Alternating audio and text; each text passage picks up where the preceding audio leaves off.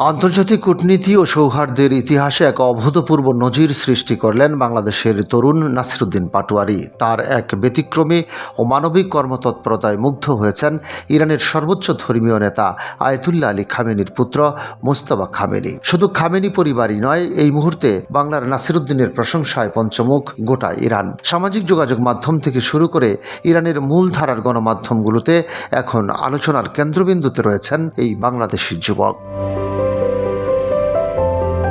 সূত্র জানায়, সম্প্রতি তেহরানে অনুষ্ঠিত একটি আন্তর্জাতিক সাংস্কৃতিক সম্মেলনে যোগ দিতে গিয়েছিলেন নাসিরুদ্দিন। সেখানে একটি বিশেষ সেমিনারে ইরানের ঐতিহ্যবাহী শিল্পকলা ও ইসলামী সংস্কৃতির সুরক্ষায় খামেনি পরিবারের অবদানের কথা সশ্রদ্ধ চিত্তে তুলে ধরেন তিনি। তবে কেবল মুখের কথায় সীমাবদ্ধ না থেকে নাসিরুদ্দিন নিজের দীর্ঘ গবেষণায় সংগৃহীত এবং পরম যত্নে সংরক্ষিত ইরানের কিছু অতি প্রাচীন ও দুর্লভ পাণ্ডুলিপি মোস্তফা খামেনির হাতে উপহার হিসেবে তুলে দেন। তেহরান টাইমসের ভাষায়, নাসিরুদ্দিন এই উপহার কেবল কিছু প্রাচীন কাগজ নয়, এটি দুই দেশের সংস্কৃতির মেলবন্ধনের এক অনন্য স্মারক।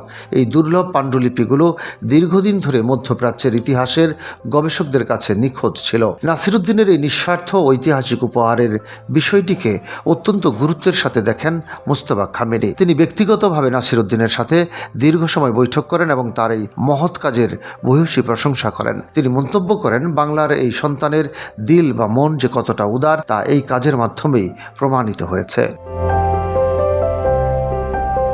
নাসিরুদ্দিনের এই কৃতিত্বের খবর ছড়িয়ে পড়ার পর থেকেই তেহরানের রাজপথ থেকে শুরু করে সামাজিক যোগাযোগ মাধ্যমে অভিনন্দনের জোয়ার বইছে।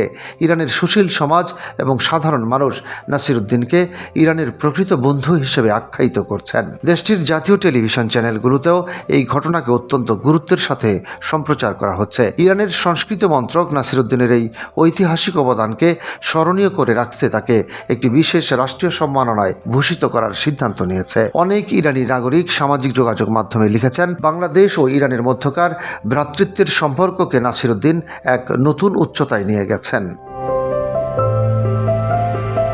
ডেস্ক রিপোর্ট, বাংলাবাজার পত্রিকা।